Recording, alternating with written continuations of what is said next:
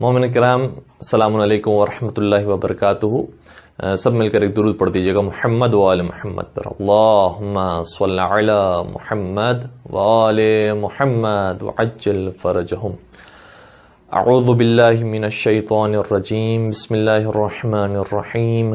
الحمد للہ رب العالمین والصلاة والسلام علی اشرف الانبیاء والمرسلین وخاتم النبیین سیدنا و مولانا ابی القاسم محمد.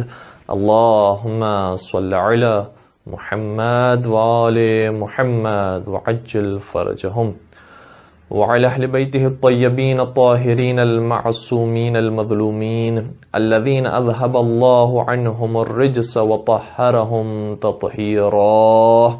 اللهم صل على محمد وآل محمد وعجل فرجهم ولعنة الله على أعدائهم أجمعين. أما بعد فقد قال الله تبارك وتعالى في محكم كتابه المجيد وفرقانه الحميد.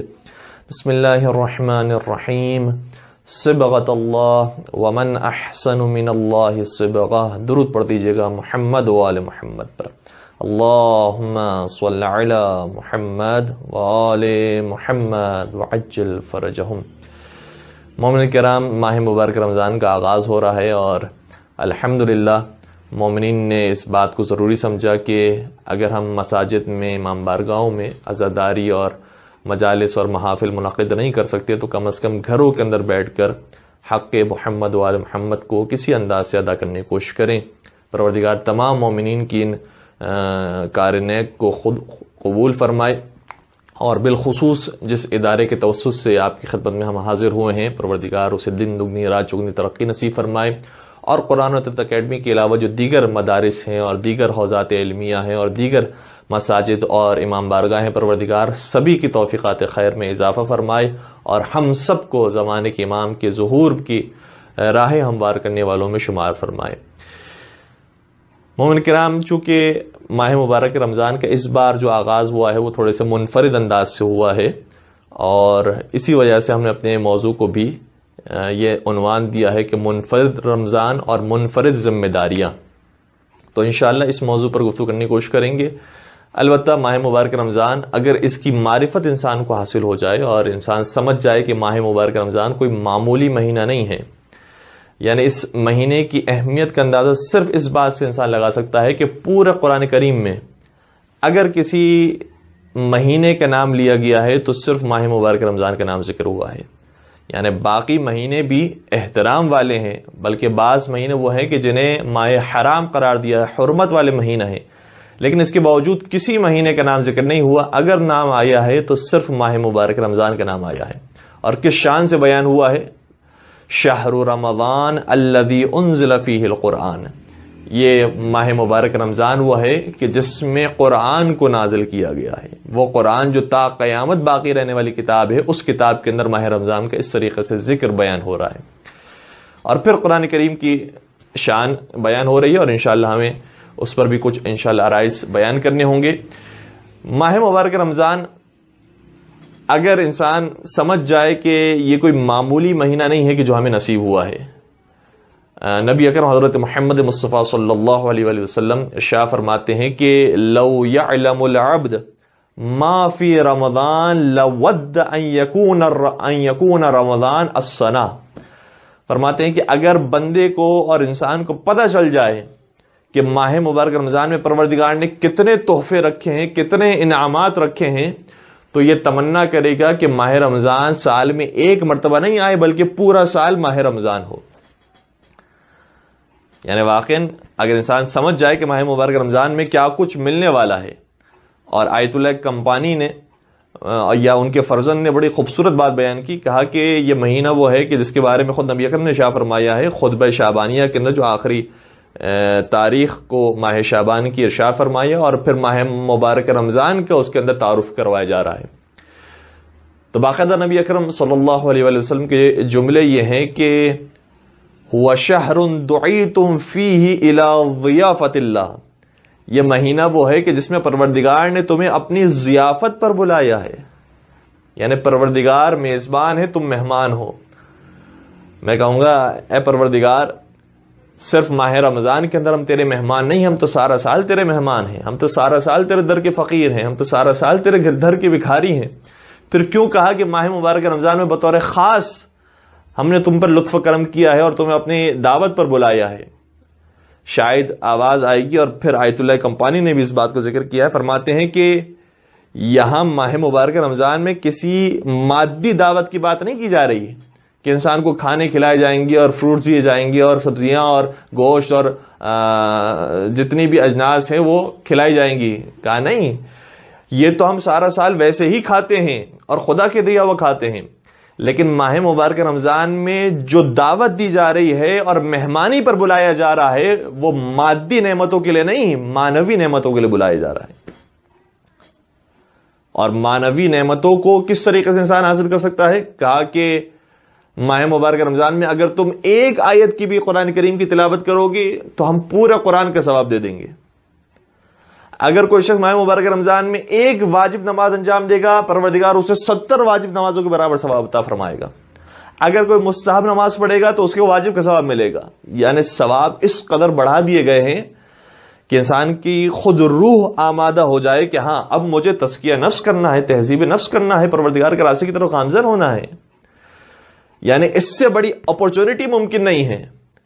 گویا خدا نے سب کچھ دینے کی تیاری کر لی تاکہ اگر تمہارے اندر کوئی انسانیت پائی جاتی ہے، اگر تمہارے اندر واقع روح بیدار ہے تو اس مہینے کا تم استفادہ کر سکتے ہو اور ہماری طرف گامزن ہو سکتے ہو. فرض کیجئے کہ ایک بازار لگا ہے اور ہم بھی دیکھتے رہتے ہیں کہ کس مارکیٹ کے اندر، کس بازار کے اندر سب سے سستی چیز مل رہی ہے، جو مناسب بھی ہو، سستی بھی ہو، اور وہاں پر سیل لگی ہو. تو فرض کریں کہ اگر کوئی شخص کسی بازار کے اندر جاتا ہے، مارکیٹ کے اندر جاتا ہے، تو وہاں پر ہماری کوشش یہ ہوتی ہے کہ کہاں پر یہ لوگن لگا ہوا ہے کہ buy one get one free, اور بعض جگہ پر buy one get two free. لیکن پروردگار کا قانون اتنا تبدیل ہے، کہا کہ بائی ون گیٹ 6000 فری. تم صرف ایک آیت کی تلاوت کر دو، تمہیں 6000 آیتوں کا ثواب ہم دیں گے، بلکہ 6000 سے زیادہ، 6666 آیتوں کا ثواب دیں گے. تو پروردگار عالم نے یہ ماہ مبارک رمضان کے لیے اپنے دروازے کھول دیے ہیں. اگر کسی کے اندر کوئی شرافت اور کسی کے اندر کوئی پاک کرداری پائی جاتی ہے تو وہ خود بخود پروردگار کے راستے کی طرف آ جائے گا. تو آیت اللہ کمپانی نے بڑا خوبصورت اس کے اندر آخری جملہ لکھا، کہا کہ یہ مہینہ وہ ہے کہ جس میں پروردگار نے ہمیں دعوت پر بلایا ہے، اور دعوت یہ کوئی جسمانی دعوت نہیں ہے، یہ روحانی دعوت ہے، مانوی دعوت ہے. لہٰذا اس دعوت میں تم روزے کی حالت میں بھی جتنا کھاؤ گے تمہارے روزے پہ کوئی فرق نہیں پڑے گا، بلکہ تم روزے میں اور معراج پر پہنچتے جاؤ گے. یہ دسترخوان وہ ہے جس میں جتنا کھاؤ گے اتنا ہی تم معراج پر جاؤ گے. اور الحمدللہ پروردگار عالم نے بڑی ہمیں سعادت عطا فرمائی ہے. ورنہ کتنے ہی لوگ ایسے تھے جو ماہ مبارک رمضان پچھلے سال ہمارے ساتھ موجود تھے، اس سال انہیں نصیب نہیں ہوا، اور ہمیں بھی نہیں معلوم کہ ہمیں کس حد تک ماہ رمضان نصیب ہوتا ہے، اور پھر بعد کا ماہ رمضان بھی پھر نصیب ہوتا ہے نہیں ہوتا ہے، یہی ہماری زندگی کی آخری ساعتیں ہیں. تو پروردگار اس مہینے کو واقعی جو اس کا حق بنتا ہے ادا کرنے کی ہم سب کو توفیق عطا فرمائے. جس طریقے سے نبی اکرم حضرت محمد مصطفیٰ صلی اللہ علیہ وآلہ وسلم نے اللہم صلی علی محمد وآل محمد وعجل فرجہم، پہلی رمضان کی جو دعا بیان فرمائی ہے، یعنی ہر دن کی ایک دعا نبی اکرم نے تعلیم فرمائی ہے، کتاب مفاد الجنان کے اندر بھی موجود ہے اور دیگر کتابوں کے اندر بھی. اس میں جو پہلی رمضان کی دعا ہے بڑی خوبصورت ہے، اور اسی کے اندر ہم سب کو میسج دیا جا رہا ہے. کہا کہ اس طریقے سے تم دعا مانگو، پروردگار اللہم اجعل صیامی فیہ صیام الصائمین وقیامی فیہ قیام القائمین. پروردگارا اس مہینے میں ہمیں ویسا روزہ رکھنے کی توفیق عطا فرما کہ جیسے نیک افراد روزہ رکھتے ہیں، جیسا روزہ رکھنے کا حق ہے ویسا ہمیں روزہ رکھنے کی توفیق عطا فرما. یعنی روزہ رکھنے والے تو بہت سارے لوگ ہیں، سبھی کا بھوک اور پیاس کا روزہ ہے، لیکن کچھ افراد وہ ہیں کہ جن کا صرف پیٹ کا روزہ نہیں ہے، آنکھوں کا بھی روزہ ہے، ان کا زبان کا بھی روزہ ہے، ان کا کانوں کا بھی روزہ ہے. تو ان کا پورا بدن وہ ہے کہ جو روزے کے عالم میں ہے، پروردگار کی کسی بھی عضو سے اور کسی بھی پروردگار کی دی ہوئی نعمت سے اس کی معصیت نہ ہو جائے.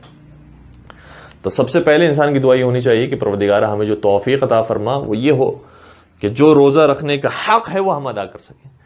اور پروردگارہ اس مہینے میں ہمیں صرف روزہ رکھنے کی نہیں بلکہ شب داری کرنے کی، قیام کرنے کی، نمازیں پڑھنے کی بھی ویسی توفیق عطا فرما جیسی نماز پڑھنے والے پڑھا کرتے ہیں.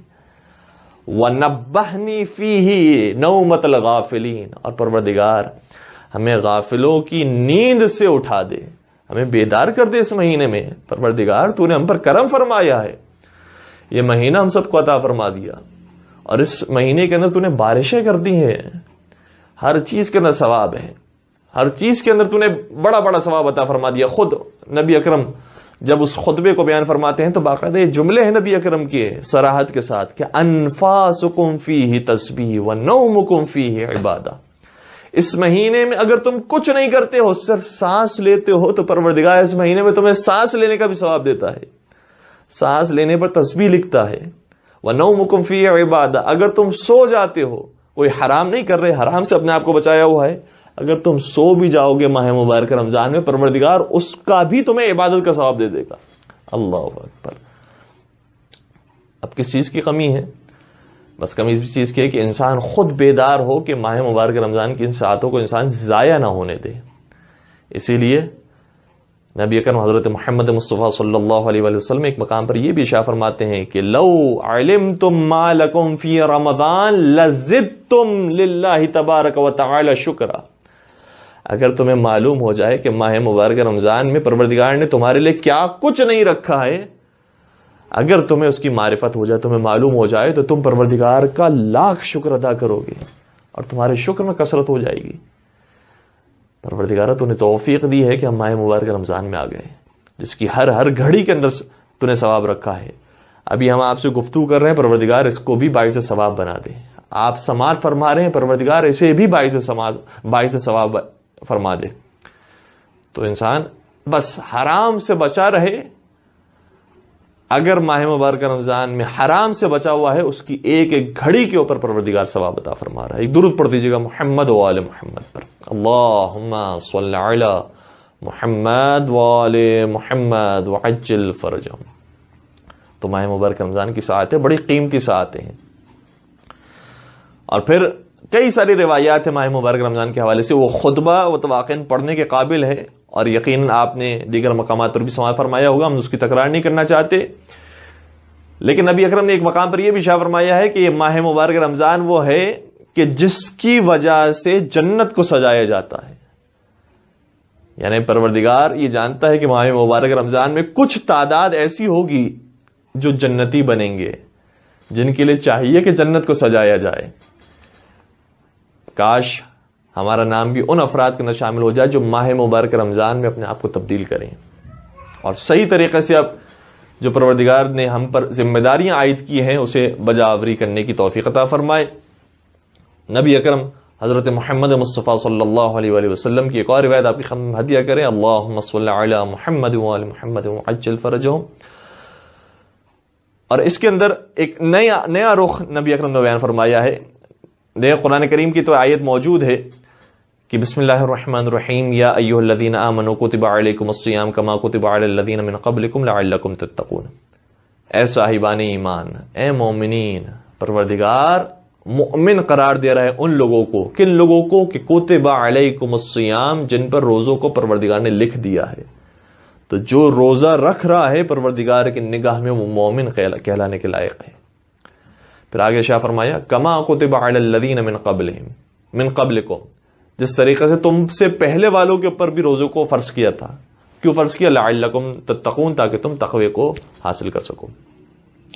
تو روزہ وہ عبادت ہے جو ہم بھی انجام دے رہے ہیں، ہم سے پہلے والے جو امتی ہیں انہوں نے بھی روزے رکھے ہیں. لیکن اس روایت کے اندر جو نبی اکرم کی روایت ہے، بڑا خوبصورت جملہ ہے. پہلا ہی جملہ بڑا قیمتی ہے. نبی اکرم شاہ فرماتے ہیں کہ اعطیت امتی فی شہر رمضان خمسہ لم یعطہن امت نبی قبلی. نبی اکرم شاہ فرماتے ہیں کہ اس مہینے کے اندر خاص میری امت پر پروردگار نے وہ فضل و کرم کیا ہے کہ 5 چیزیں ایسی عطا فرمائی ہے جو مجھ سے پہلے والے انبیاء کی امتوں کو نہیں عطا کی گئی.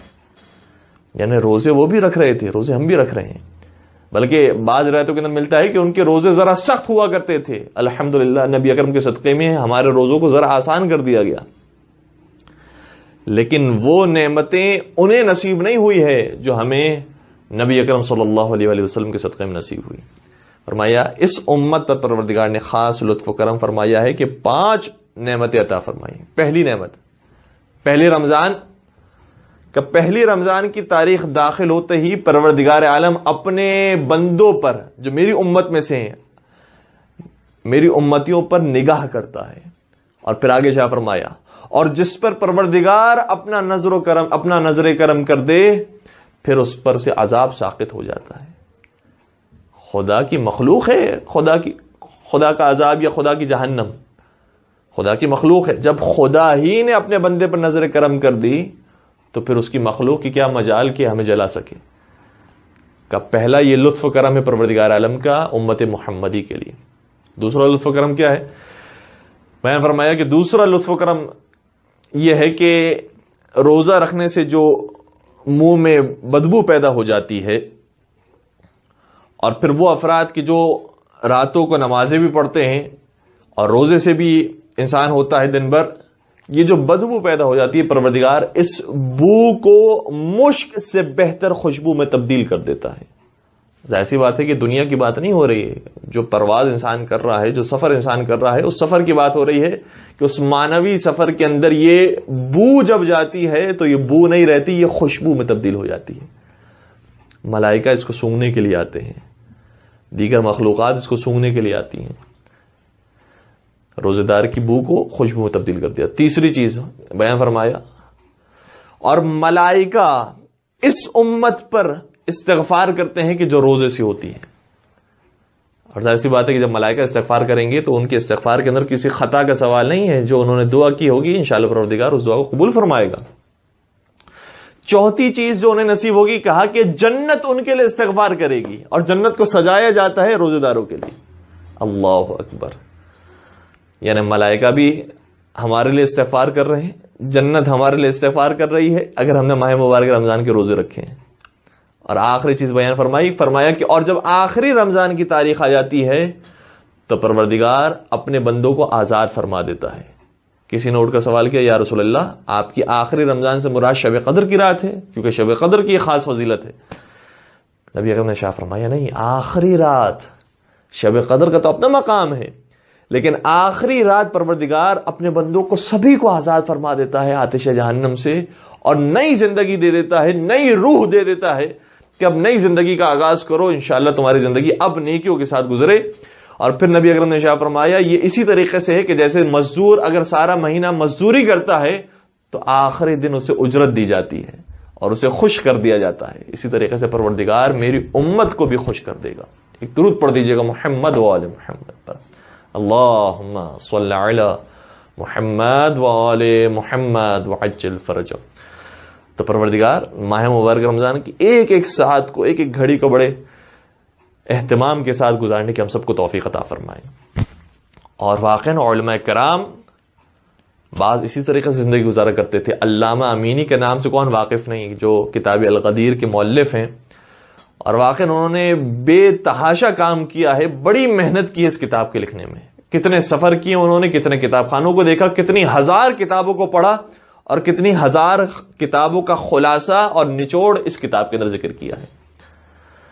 وہ علامہ امینی ان کے بارے میں ہے کہ جیسے ہی ماہ مبارک رمضان آتا تھا تو اپنی مصروفیات کو کم کر کے پروردگار کی عبادت میں اپنا وقت صرف کیا کرتے تھے.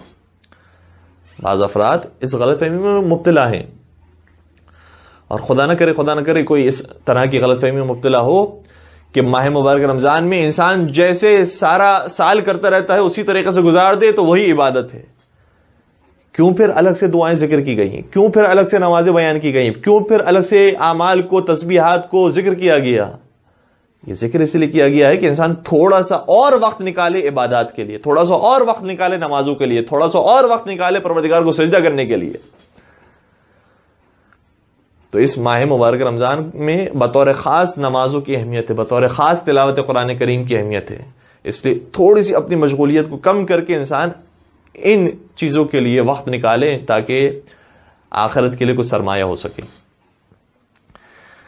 تو علامہ امینی ماہ مبارک رمضان میں اپنی مصروفیت میں سے کچھ کم کرتے تھے چیزوں کو اور عبادت پروردگار میں وقت صرف کرتے تھے. اور پھر عجیب بات علامہ امینی کے بارے میں لکھی ہے کہ اس ایک مہینے کے اندر علامہ امینی 15 قرآن مکمل کرتے تھے, 15 قرآن ختم فرمایا کرتے تھے. اللہ اکبر.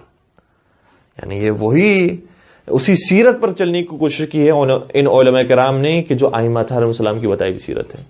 مولا امام زین العابدین علیہ الصلوۃ والسلام کے بارے میں ملتا ہے کہ ایک مہینے میں, اس ماہ مبارک رمضان کے مہینے میں 40 قرآن مکمل کیا کرتے تھے. اللہ اکبر. اگر انسان ایک قرآن کریم کم از کم اس مہینے کے اندر مکمل کر لے, ان ہستیوں کی سیرت کو دیکھتے ہوئے, بالخصوص یہ دیکھتے ہوئے کہ خود علامہ امینی ہم جیسے غیر معصوم ہیں, انہوں نے زحمت کی ہے, اور آج کتنے علماء ہیں جو اس دنیا سے گزر گئے, پروردگار انشاءاللہ سبھی کو محمد و آل محمد کے ساتھ محشور فرمائے. لیکن جو علامہ امینی کا مقام ہے, جیسا ان کو یاد کیا جاتا ہے, جیسا ان کا نام باقی ہے, ایسے بہت کم علماء ہیں کہ جن کے نام باقی ہے. اور پھر علامہ امینی اسی مہینے کے اندر وہ واقعہ بھی پیش آتا ہے جو یقیناً آپ بزرگان کی اور آپ مومن کرام کی اذہان عالیہ کے اندر موجود ہوگا, کہ علامہ امینی نے اسی ماہ رمضان کے اندر ایک رات میں اہل سنت کے اعتراض کی وجہ سے ایک رات کے اندر 1000 رکعت نماز پڑھ کے بتائی. 1000 رکعت نماز پڑھی ہے. جنہوں نے شب قدر میں 100 رکعت نماز پڑھی انہیں اندازہ ہوگا کہ 1000 رکعت نمازیں پڑھنا کوئی آسان کام نہیں ہے. لیکن ہاں, صبغۃ اللہ ومن احسن من اللہ صبغہ, حقیقت میں تو رنگ اللہ ہی کا رنگ ہے, اور اللہ کے رنگ سے بہتر کس کا رنگ ہے؟ جو خدا کے رنگ میں رنگ جائے پھر اسے اپنا آپ دکھائی نہیں دیتا, ہر جگہ خدا ہی نظر آتی ہے. اس لیے ہر لمحہ انسان یہ توفیق طلب کرتا رہتا ہے کہ پروردگار تو اپنی بندگی میں مجھے رکھ, پروردگار تو اپنی عبادت میں مجھے رکھ. اور مولا امام زین العابدین علیہ السلام کو جو ذکر آیا ہے صحیفہ سجادیہ میں, وہ دعا بھی موجود ہے کہ جو مولا نے ماہ رمضان کے استقبال میں بیان فرمائی, اور وہ دعا بھی موجود ہے جو ماہ رمضان کی وداع میں مولا سید سجاد نے بیان فرمائی. اس دعائے وداع ماہ رمضان کا ایک جملہ ہے جس سے پتہ چلتا ہے کہ محمد و آل محمد سے زیادہ اس مہینے میں کوئی فائدہ نہیں اٹھانے والا تھا.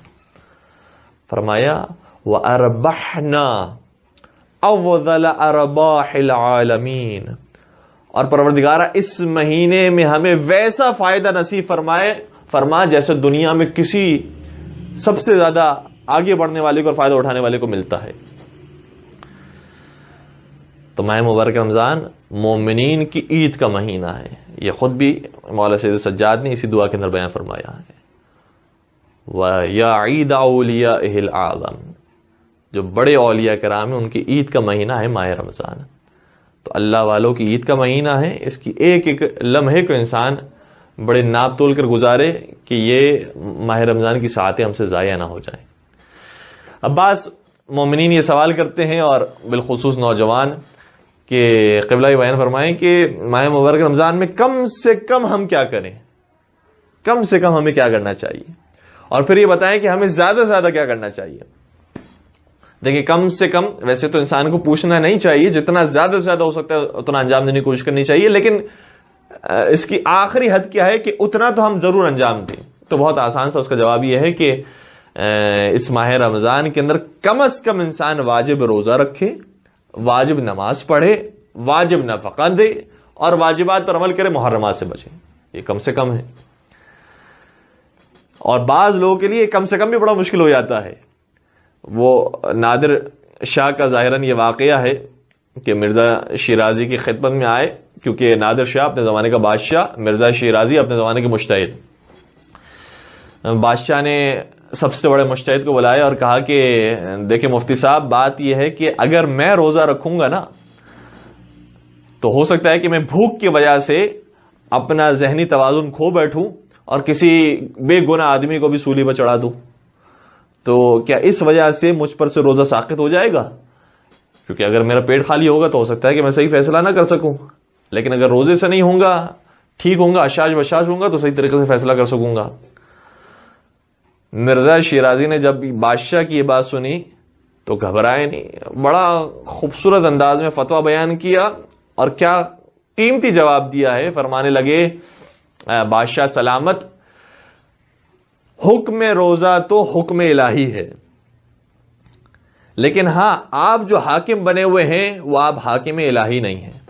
لہذا اگر آپ کو روزہ رکھنے کے بعد فیصلہ کرنے میں کچھ پریشانی ہوتی ہے اور صحیح طریقے سے آپ فیصلہ نہیں کر پاتے ہیں تو آپ حکومت سے عزل ہو جائیے اور جو اس کے لائق ہے اسے اپنے مسند پر بٹھا دیجئے تاکہ وہ روزے کے ساتھ صحیح فیصلے کر سکے. تو روزہ تو نہیں چھوڑا جا سکتا، روزہ واجب ہے، روزہ رکھنا ضروری ہے، سوائے ان افراد کے جن کا ذکر قرآن کریم نے خود کیا ہے کہ اگر وہ مریض ہو گئے ہیں یا سفر کے اندر ہیں یا مریضی بھی مختلف انداز کی ہے تو ان پر سے روزہ ساقط ہے، اور بعض کے احکامات بھی مختلف ہیں. البتہ سبھی کو روزے کی قضا کرنی ہے اگر ان کے پاس توانائی حاصل ہو جاتی ہے. تو کم سے کم تو اس کی لمٹ یہ ہے کہ کم از کم انسان واجبات پر عمل کرے، محرمات سے بچے. زیادہ سے زیادہ اس کی کیا لمٹ ہے؟ زیادہ سے زیادہ انسان کیا کرنا چاہیے؟ زیادہ سے زیادہ میں تو ویسے ہی ہے کہ انسان جو کچھ کر سکتا ہے کرے، لیکن ابھی ہم اپنے پریکٹیکل لائف کے حساب سے زیادہ سے زیادہ جو کرنا چاہتا ہے وہ 1 گھنٹہ قرآن کریم کو ضرور دے. 1 گھنٹے کے اندر 1 سپارے کو مکمل کریں، عربی بھی پڑھیں اور ترجمے کے ساتھ پڑھنے کی کوشش کریں. قرآن کریم کا حکم ہے افلا یتدبرون افلا تعقلون، کیا تم عقل سے کام نہیں لیتے؟ کیا تم تفکر سے کام نہیں لیتے؟ کیا تم تدبر سے کام نہیں لیتے؟ تو قرآن کریم نے اس سے زیادہ اور کیا واضح انداز ہوگا کہ بیان کرے کہ بھائی تم سوچ سمجھ کر قرآن کریم پڑھو.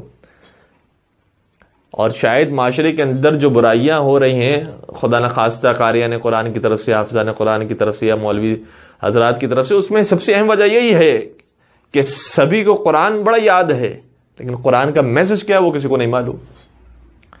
تو میسج انسان کو سمجھ میں آ رہا ہو کہ قرآن کریم ہمیں کیا پیغام دے رہا ہے. انشاءاللہ قرآن کریم کو ترجمے کے ساتھ اور اگر ہلکی سی تفسیر بھی انسان پڑھ سکے تو 1 گھنٹہ کم از کم قرآن کریم کو دیں تو ہم انشاءاللہ ماہ رمضان کے فیوز کو حاصل کر سکیں گے. 1 گھنٹہ قرآن کریم کو دیجیے، 1 گھنٹہ کم از کم مجلس کو دیجیے یا درس کو دیجیے، اور 1 گھنٹہ یا یہ کہنا چاہیے کہ کچھ وقت انسان افطار کروانے میں یا صدقہ نکالنے میں کچھ اپنے پیسوں کو خرچ کرے، کیونکہ صدقہ نکالنے کی بہت فضیلت اس ماہ مبارک رمضان میں بیان ہوئی ہے.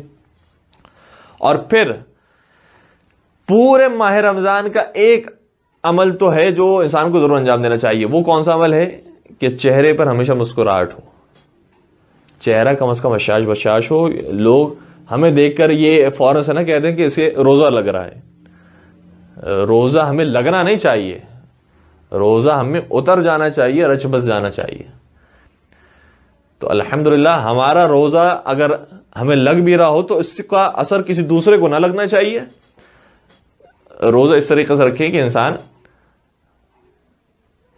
صرف شکم کا روزہ نہ ہو بلکہ اس کے چہرے کا بھی روزہ ہو اور چہرے کے اوپر مسکراہٹ ہو، تاکہ لوگ محسوس کر سکیں کہ ہاں واقعی اس نے بندگی کا حق ادا کیا ہے. اور یہ بھی ائمہ علیہ السلام کی روایات کے اندر ملتا ہے کہ تبسم کا، کسی شخص کا تبسم کرنا اور مسکرانا کسی مومن کے لیے، مومن کے سامنے، یہ بھی صدقہ ہے. باقاعدہ روایت کا جملہ یہ ہے. تو ویسے اگر کوئی صدقہ نہیں نکال سکتا تو کم از کم مسکرا کر ماہ رمضان میں صدقہ دے. گھر والوں کے سامنے بالخصوص، چونکہ کوارنٹائن کی وجہ سے اور کورونا وائرس کی وجہ سے جو انسان گھروں کے اندر محسوس ہو گئے ہیں، تو گھروں کا ماحول ایسا بنا دیں کہ گویا جنت کا ماحول ہو. مسکرا کر گفتگو کریں، اور انشاءاللہ ہم مسکرا کر گفتگو کریں گے تو سامنے والے بھی اسی طریقے سے مسکرا کر جواب دیں گے.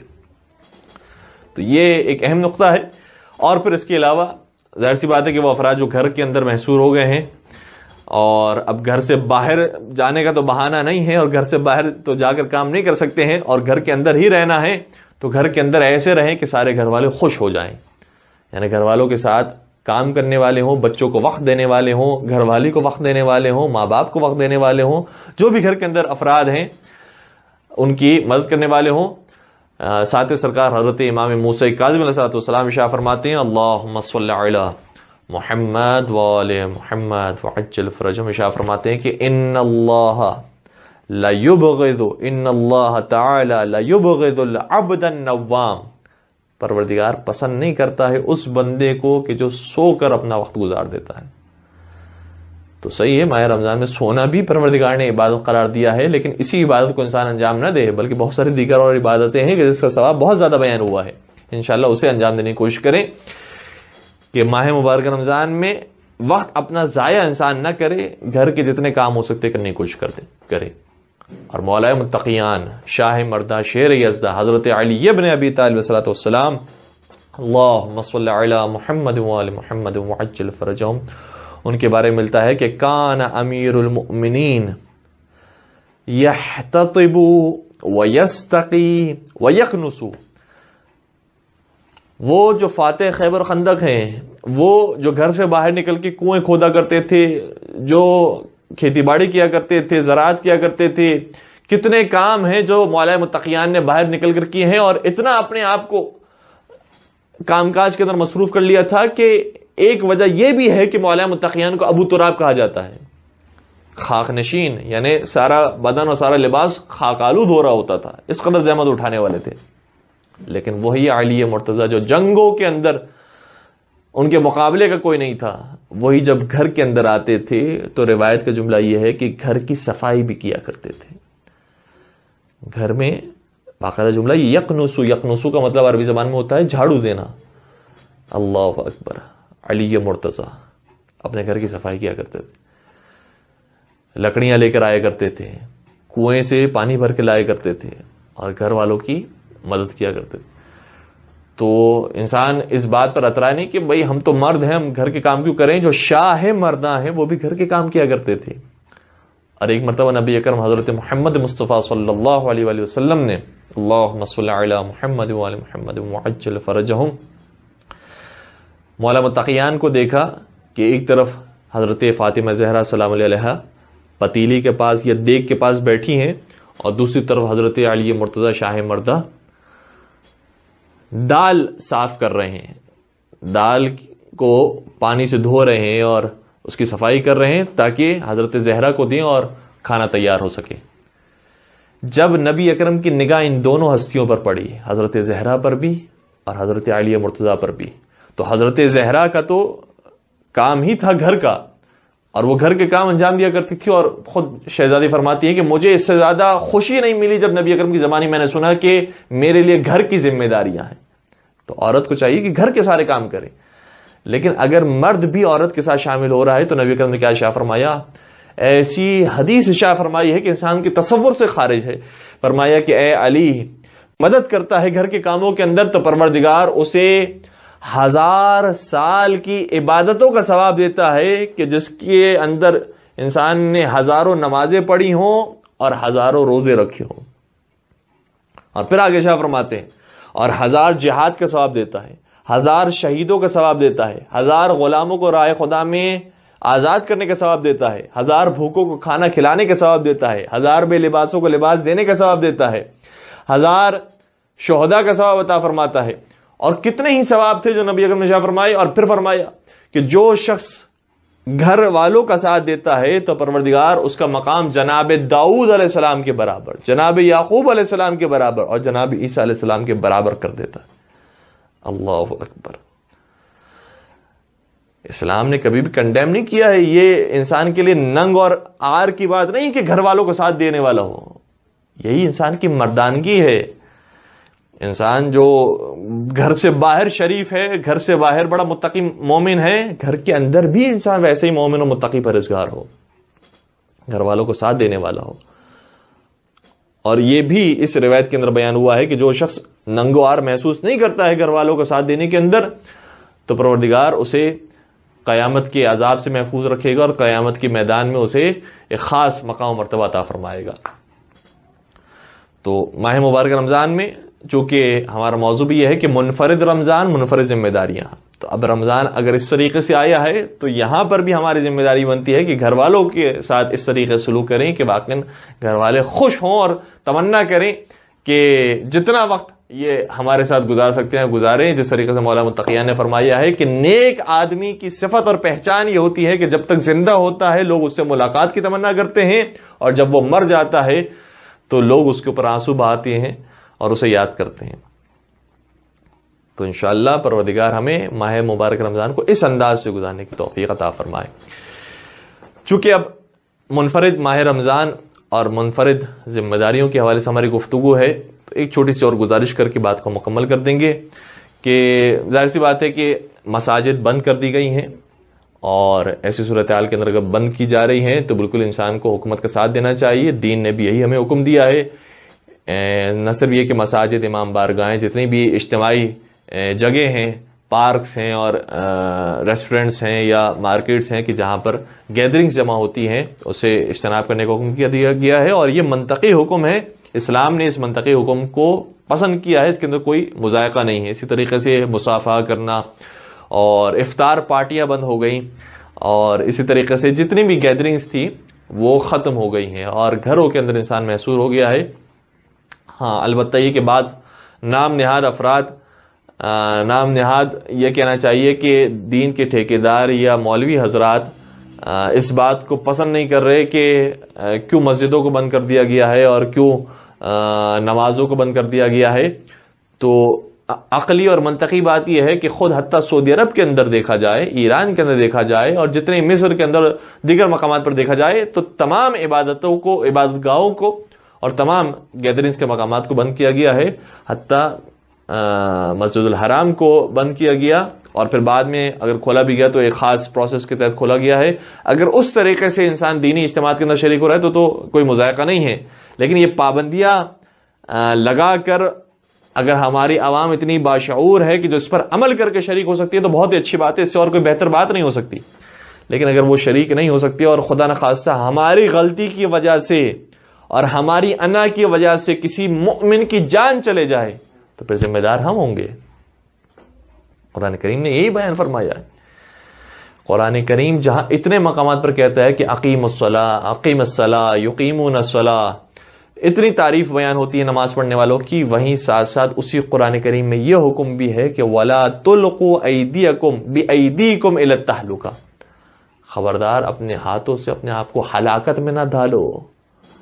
یعنی قرآن نے پسند نہیں کیا کہ انسان اپنی جان کو ضائع کر دے.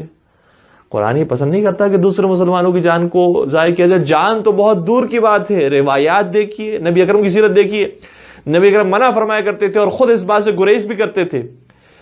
فرماتے ہیں کہ جو شخص پیاز کھا لے یا لہسن کھا لے جس کی وجہ سے اس کے منہ میں بدبو آ جائے، ایسے شخص کو چاہیے کہ اپنی نماز گھر کے اندر فرادہ پڑھے، مسجد میں آ کر دوسرے نمازیوں کو اذیت نہ پہنچائے. اللہ اکبر. وہ اسلام جو دوسروں کو صرف بو کی تکلیف سے بھی بچانا چاہتا ہے کہ کسی کو اتنی بھی تکلیف نہ ہو، کیا وہ اسلام اس بات کی اجازت دے گا کہ کسی دوسرے کی جان لے لی جائے، بے احتیاطی کی جائے جس کی وجہ سے سامنے والا مر جائے؟ کبھی بھی اس کی اجازت نہیں ملے گی. نبی اکرم نے کتنے مقامات پر یہ بیان فرمایا ہے اور یہ باقاعدہ ہماری فقہ کتابوں کے اندر ایک قاعدے کے طور پر استعمال ہوتی ہے چیز. فرماتے ہیں کہ لا ضرر ولا ضرار فی الاسلام. اسلام نے نہ یہ پسند کیا ہے کہ خود انسان ضرر میں رہے اور نہ یہ پسند کیا ہے کہ کسی دوسرے انسان کو ضرر پہنچایا جائے. لا ضرر ولا ضرار فی الاسلام. تو قرآن مجید کے جو اصول ہیں اس کو سمجھ کر انسان آگے بڑھے اور اس منفرد رمضان کے اندر صحیح طریقے سے اپنی ذمہ داریوں کو ادا کرے تاکہ پروردگار ہم سے کوئی مواخذہ نہ کرے. کیونکہ خود قرآن کریم کے اندر یہ آیت بھی موجود ہے کہ قل هل ننبئكم بالاخسرین اعمالا الذین ضل سعیهم فی الحیاۃ الدنیا وهم يحسبون انهم يحسنون صنعا. اللہ اکبر، کیا خوبصورت آیت. ارشاد ہوتا ہے کہ اے رسول ان سے کہہ دیجئے کہ ہم بیان کریں کہ کون سب سے زیادہ اپنے اعمال میں خسارہ اٹھانے والا ہے. فرمایا وہ سب سے زیادہ خسارہ اٹھانے والا ہے کہ جسے دنیا کی زندگی نے گمراہ کر دیا اور وہ دنیا کی زندگی کے اندر جو کام کرتا رہا یہ سمجھ کر کرتا رہا کہ بڑا نیک کام ہے جو میں کر رہا ہوں. قرآن کریم یہ کہہ رہا ہے کہ ہم نے نمازیں شروع کروا دی، ہم نے مسجدیں کھلوا دی، ہم نے فلاں ادارے کھلوا دیے اور لوگ جمع ہو رہے ہیں اور دینی اجتماعات ہو رہے ہیں اور میں بڑا نیک کام کر رہا ہوں. اگر یہ صحیح شرائط کے ساتھ ہوں اور جس طریقے سے ڈاکٹر حضرات بیان کر رہے ہیں اسی طریقے سے ہو تو اس کے اندر کوئی مذائقہ نہیں، اس سے بہتر اور کام نہیں ہو سکتا. لیکن ہم بار بار عرض کر رہے ہیں کہ عوام اگر اس چیز کی رعایت کر سکے، کہیں ایسا نہ ہو کہ ہم جذبات میں آ کر دین کے ان اصولوں کو پامال کریں کہ جو اصول ہمیں نبی اکرم نے 14 سال پہلے بیان کیے ہیں اور وہ سنت کا حصہ ہے. اگر ہم سنت نبی اکرم پر عمل کریں تو پورا عمل کرنے والے ہوں. تو قرآن کریم میں کہتا ہے کچھ لوگ ایسے ہیں کہ جو یہ خیال کر رہے تھے کہ بڑا نیک کام کریں گے، نیک کام کرنے والے ہیں، یہ سب سے زیادہ خسارہ اٹھانے والے ہیں کہ جو سمجھ رہے تھے کہ نیک کر رہے ہیں لیکن نیک نہیں کر رہے تھے. وَهُمْ يَحْسَبُونَ أَنَّهُمْ يُحْسِنُونَ صُنْعًا، وہ خیال یہ کر رہے تھے کہ ہم نے بڑا نیک کام کیا ہے. اور یہ لفظ قرآن کریم نے کئی اور مقام پر بھی استعمال کیا ہے، يَحْسَبُونَ أَنَّهُمْ مُحْتَدُونَ، وہ یہ سمجھ رہے ہیں کہ ہم ہدایت یافتہ ہیں. تو انسان کوئی فیصلہ کرے تو بہت احتیاط کے ساتھ فیصلہ کرے کہ ہم دین کے نام پر دین کو نقصان پہنچانے والا کوئی کام نہ کرنے والے ہوں. انشاءاللہ پروردگار ان حالات کو جلد تبدیل کرے اور ہماری مساجد کھولیں، ہماری امام بارگاہیں کھولیں، ہمارے دینی ادارے کھولیں، ہمارے فلاحی ادارے کھولیں، ہماری تمام جو اجتماعی معاملات ہیں وہ کھولیں. اور انشاءاللہ پروردگار کورونا وائرس سے اور جتنے بھی وبائی امراض ہیں پروردگار ان تمام سے ہم سب کو نجات عطا فرمائے. لیکن جب تک ہم اس حالات کے اندر ہیں احتیاط کرنا یہ بہت ضروری ہے. اور میں تو عرض کروں گا کہ میں اپنی کیا بات کروں، ہم اپنی کیا بات بیان کریں. مولا امام حسین علیہ السلام بھی اگر مسجد الحرام کے اندر موجود ہوں، خانہ خدا کے سامنے ہوں، وارث کعبہ ہیں، لیکن اس کے باوجود جب خون ریزی کی بات آتی ہے تو خانہ کعبہ کی حرمت بچانے کے لیے حج کو عمرے میں تبدیل کر کے خانہ خدا سے باہر تشریف لے جاتے ہیں. جب مولا حسین خانہ خدا کو چھوڑ سکتے ہیں خون ریزی سے بچنے کے لیے، لوگوں کی جان بچانے کے لیے، تو کیا ہماری اور آپ کی ذمہ داری نہیں ہوگی؟ اور پھر اس فقہی مسئلے کے اندر بھی کسی کو کوئی اختلاف نہیں ہے کہ جب انسان نماز بھی پڑھ رہا ہو اور دیکھے کسی مومن کو، کسی انسان کو کہ وہ ڈوب رہا ہے، وہ مر رہا ہے، تو انسان کو نماز توڑنا واجب ہے، اس کی جان بچانا ضروری ہے. کسی نے کیا خوب کہا تھا کہ عبادت اور عبودیت میں یہی فرق ہوتا ہے. بعض لوگ صرف عبادت کے پیچھے جاتے ہیں. عبادت عام طور پر مناسب ہوتی ہے، اچھی ہے کہ انسان عبادتوں کے پیچھے جائے، نماز زیادہ سے زیادہ پڑھے، روزہ زیادہ سے زیادہ رکھے، حج پر جائے، زکوٰۃ ادا کرے، خمس دے، عبادتوں کو انجام دے. لیکن کچھ معاملات ایسے آ جاتے ہیں جس میں عبادت، ترک عبادت کے اندر عبودیت ہوتی ہے. یہ جو میں نے جملہ کہہ دیا بڑا سخت جملہ ہے، لیکن اس کے لیے میں ایک مثال پیش کر دوں. خدا کو سجدہ کرنا یہ عبادت ہے اور غیر خدا کو سجدہ کرنا یہ عبادت نہیں ہے. لیکن ہاں پروردگار اگر کہہ دے کہ اے فرشتوں اور اے جنوں، جس کے اندر ابلیس بھی شامل ہے، کہ تم سب کو حکم یہ ہے کہ آدم کو سجدہ کرو، تو اب تک عبادت تھی خدا کو سجدہ کرنا، ایک خاص مقام کی طرف دیکھ کر سجدہ کرنا. لیکن اب چونکہ خدا نے حکم یہ دے دیا ہے کہ مجھے سجدہ نہ کرو، آدم کو سجدہ کرو، تو جو اب ترک عبادت کر کے آدم کو سجدہ نہ کرے وہ پھر ابلیس کہلاتا ہے اور شیطان کہلاتا ہے. عبودیت اسے کہا جاتا ہے کہ خدا کے ہر حکم کو انسان ماننے والا ہو. اگر روزہ ہماری ذمہ داری ہے تو روزہ رکھیں، اگر روزہ چھوڑ دینا ہماری ذمہ داری ہے تو روزہ چھوڑ دیں. کب روزہ چھوڑ دینا ذمہ داری ہے؟ اگر انسان سفر پر چلا جائے. ویسے تو اب سفر صرف انگلش کا سفر باقی رہ گیا ان حالات کے اندر، اردو والا سفر تو ختم ہو گیا. لیکن ویسے انسان اگر مسافر ہو، ٹریولنگ کی ہے اس نے، تو مسافر کے لیے روزہ رکھنا حرام ہے، مریض کے لیے روزہ رکھنا حرام ہے. لیکن وہ کہے کہ نہیں مجھے یہ عبادت کرنی ہے اور میرا اس کے بغیر دل نہیں مانتا، تو پھر پروردگار اس عبادت کو قبول کرنے والا نہیں ہے. یہاں پر عبودیت کا تقاضا یہ ہے، بندگی کا تقاضا یہ ہے کہ انسان روزے کو چھوڑے اور بعد میں روزے کی قضا انجام دے. بس عزیزوں، ماہ مبارک رمضان کی پہلی تاریخ، یہ بھی روایات کے اندر آیا. چھٹے سرکار حضرت امام جعفر صادق علیہ السلام اشارہ فرماتے ہیں، جب کسی نے سوال کیا کہ یہ بتائیے مولا حسین کی زیارت کرنا کب افضل ہے، تو امام نے فرمایا کہ جب بھی تم زیارت پر جاؤ ہمیشہ بافضیلت ہے، کسی بھی وقت جا سکتے ہو. اور جب ماہ رمضان کی باری آئی تو امام نے شاہ فرمایا مستحب ہے کہ انسان پہلی رمضان کو بھی حسین مظلوم کی زیارت کرے، درمیان رمضان میں بھی زیارت کرے اور آخری رمضان میں بھی زیارت کرے. پہلی رمضان مولا حسین کی زیارت کی تاریخ. اور مولا حسین نے یہی درس دیا ہے کہ انسان دین کو سمجھے، اور وہ دین کے پاسدار جنہوں نے اس طریقے سے دین کو پہنچایا ہے کہ کسی کی توہین نہیں کی، ہمیشہ ہر ایک کی حرمت کا خیال رکھا، ہر ایک کے مال کا، ناموس کا، جان کا خیال رکھا. اسی نواسہ رسول کو کربلا کے میدان میں 3 دن کا بھوکا پیاسا مار ڈالا گیا. اور غم صرف یہ نہیں ہے کہ نواسہ رسول کو شہید کر دیا گیا، یہ بھی بہت بڑا غم ہے. یعنی زمین پھٹ جائے، آسمان گر پڑے کہ نواسہ رسول کو شہید کر دیا گیا. لیکن افسوس تو اس بات پر ہے کہ وہ رسول جو اخلاق کا درس دینے کے لیے آئے تھے، اسی رسول کی امتیوں نے نواسہ رسول کو جب شہید کیا ہے تو صرف شہید نہیں کیا ہے بلکہ ایسی بد اخلاقی کے ساتھ، بد تہذیبی کے ساتھ، اور جتنا وہ نعوذ باللہ توہین کر سکتے تھے مولا حسین کی توہین کی. سر اقدس کو تن سے جدا کیا، نو کے نیزہ پہ چڑھایا، پھر لاش کو گھوڑوں کی ٹاپوں سے پامال کیا. یہی بے حرمتی بہت تھی. لیکن پھر اعضاء و جوارے کو کاٹنا شروع کیا، بدن سے لباس کو چھین لیا گیا، امامے کو چھین لیا گیا، انگشتر مبارک کو چھین لیا گیا، اور پھر سر حسین کو در در پھرایا گیا.